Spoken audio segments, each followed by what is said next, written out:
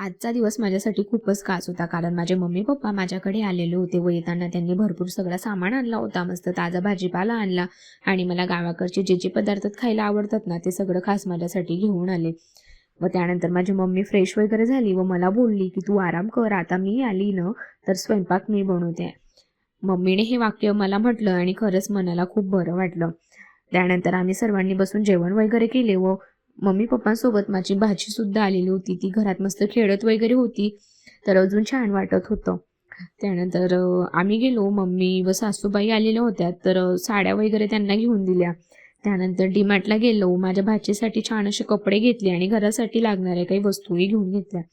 मग त्यानंतर आम्ही संध्याकाळी ठरवलं की चला आपण चारभुजा मंदिरात जाऊन येऊया. त्यानंतर मंदिरात गेलो. मंदिर खूपच सुंदर होतं. तिथलं वातावरण तर एकदम प्रसन्न आणि शांत वाटत होतं. व माझ्या मम्मी पप्पांना व सासूबाईंना सुद्धा मंदिर असं खूप छान वाटलं.